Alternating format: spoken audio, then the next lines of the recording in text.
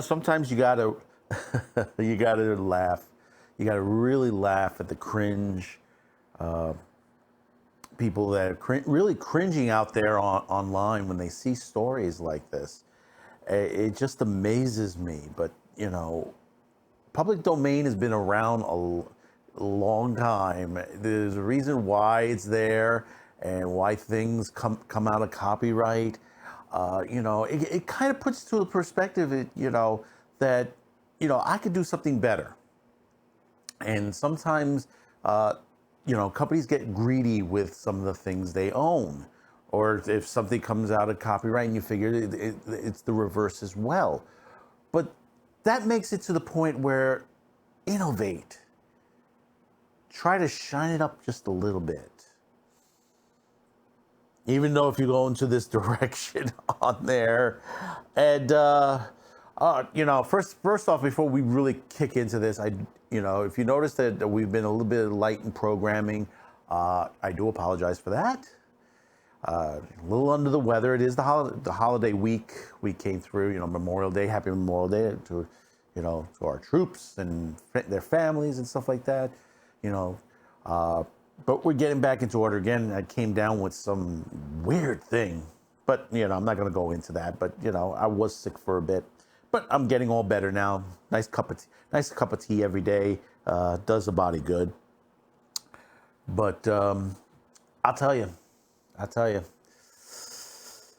I've seen it once. I'll see it again. I'll keep seeing it, and it's not going to be a surprise. And if you haven't seen this story yet, don't be shocked, but it seems to be true. But Winnie the Pooh is getting a horror film.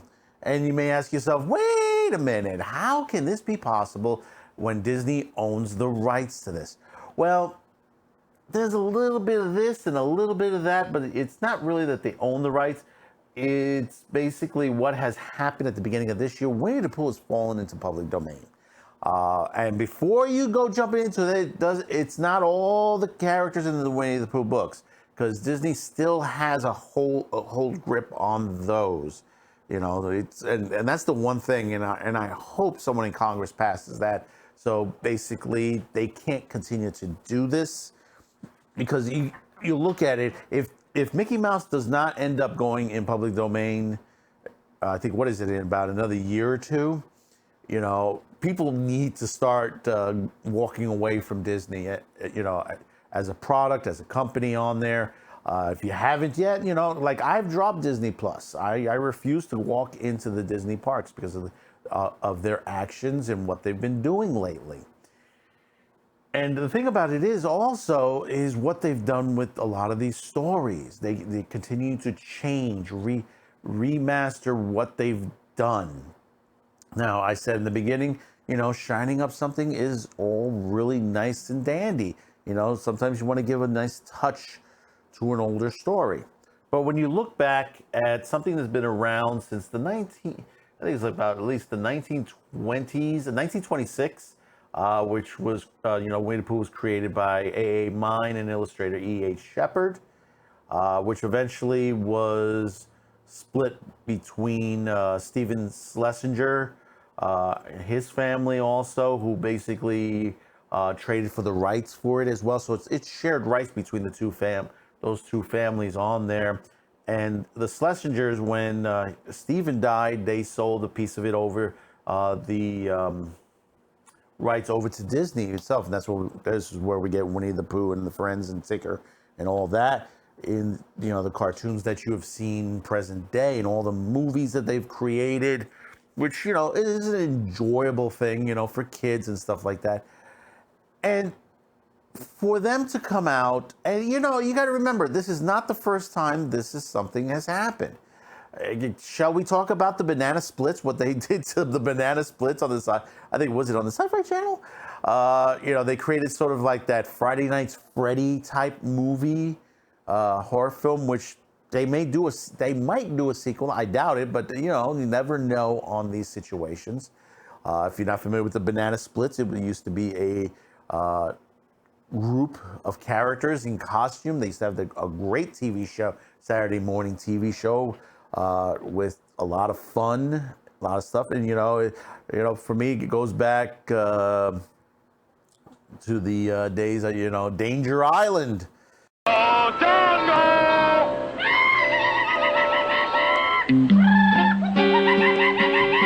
yeah, Chongo! If you go back to that. But from what we look at this, and you see that basically, what is the company on here? Let me read a little bit of this into it from Variety for you on there. And this is Winnie the Pooh, Blood and Honey. Director teases slasher film plot of Pooh and Piglet going on a rampage. I think they can't use Piglet, but they used a pig in it. A big pig, not a little pig. It would be, I think that would be the change. They can't, really touch them on, because I think the Piglet is still in copyright on there.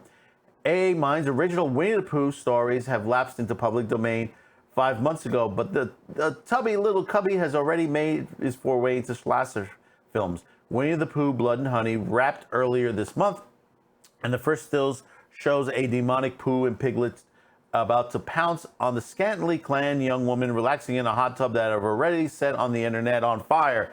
In an interview with Variety, director Reese Waterfield, who is post-production on 4 other films, calling Firenado and Demonic Christmas Tree, said the response to these stills have been absolutely crazy because all of the press and stuff we're going to start expediting the edit and get it through post-production as fast as we can, said Waterfield, but also making sure that it's good enough to be a high priority.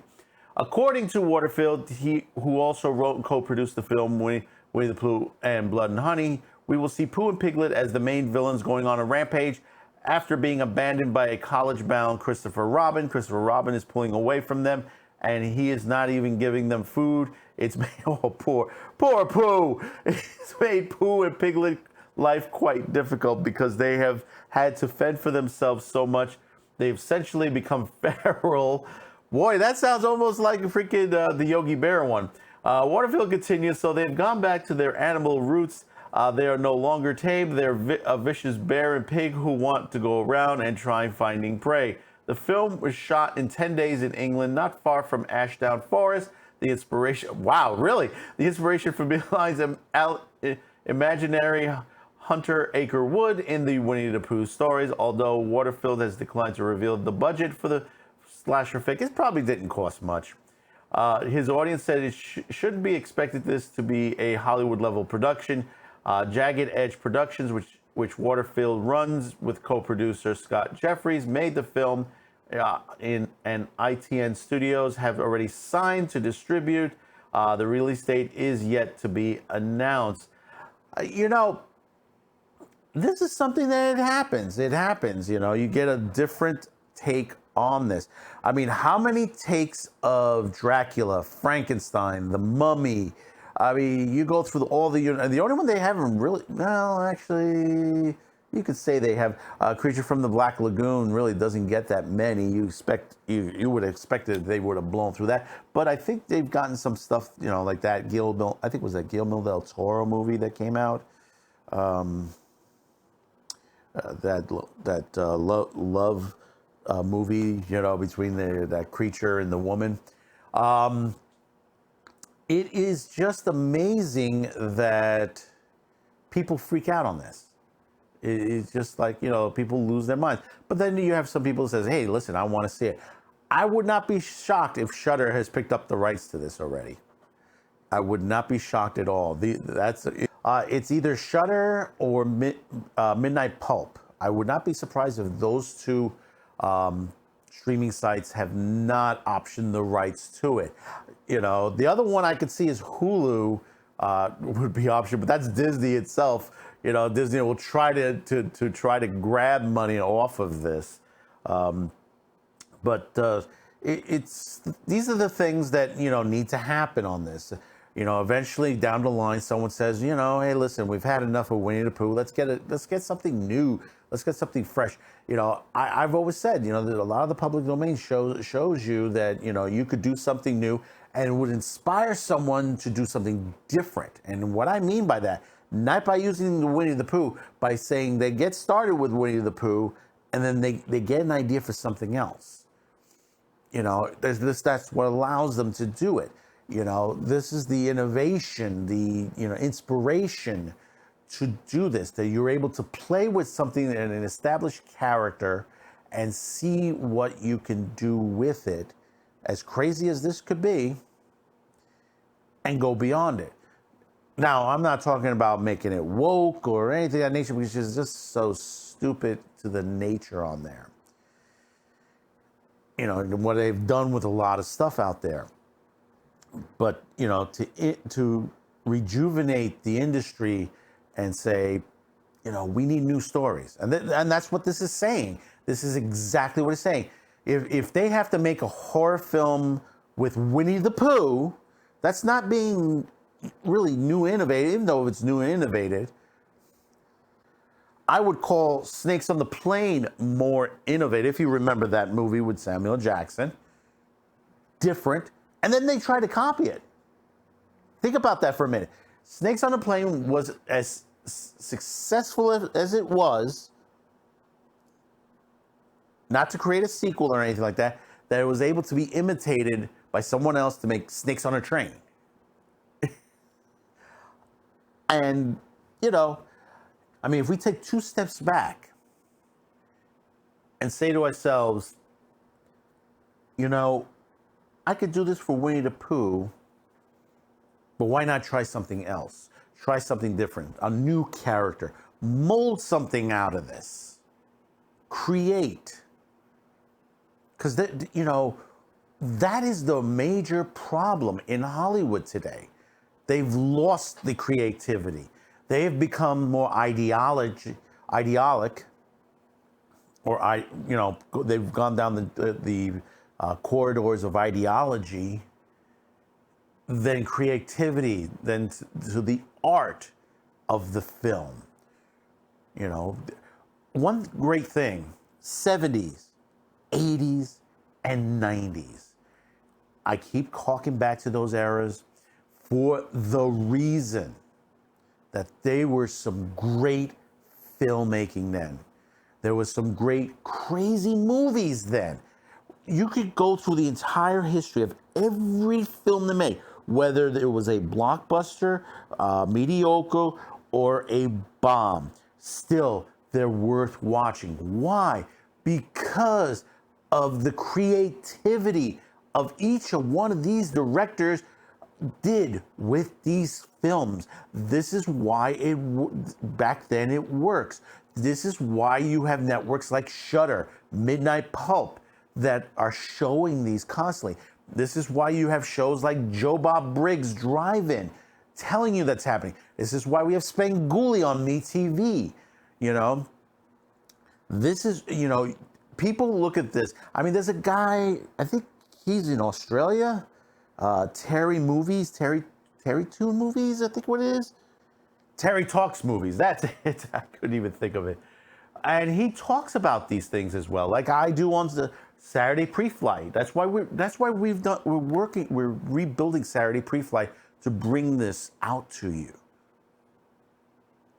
Because, like I said, this is a flag in itself that tells you we need new stuff. We really, truly need stuff. It's okay to make crazy stuff like this. You know, low budget, B grade. You know, go through the entire 1980s roster. And you know, the VHS eras. You know, that VHS era, some great, crazy horror films are out there. Some of them are being remade. You got, you know, Tubi TV's remaking Jamie Lee Curtis's Terror Train. Will it be good? I don't really think so. There are some things you can't. If you're copying something exactly, and I mean, a perfect example is what happened with Psycho. You know, they try to do it shot for shot. You can't redo a vision of one director and try to recreate that same vision again. That's why a lot of reboots do not work. You can't hit that lightning twice.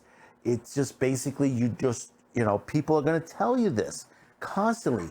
Don't go for the remake like that. Go for something new. Even in the 50s, there was some stuff. You look at Forbidden Planet. Look at the great quality of the movie Forbidden Planet was. It still is. The quality, the music score, and stuff like that. Forbidden Planet was ahead of its time, technologically wise, film wise, directorial wise, story wise. Everything hits. All the bells and whistles on that movie. This is why this movie was such a great classic. I have a Robbie the Robot in my collection here. He is in my collection, including the Lost in Space robot. And the reason why, because these were icons to the business. Winnie the Pooh is an icon to the business. His original bear that was given to the son of the creator is sitting in the New York City Public Library at, I think it's the 42nd Street branch, the main branch. It's still sitting there. I guess it's in a container and stuff like that. And you can see that if you're ever in New York, go see that at the library. But, hey, listen, this is going to be successful as it gets. And, this is what happens when things goes into public domain. Remember, in a short time, you never know. You might get this.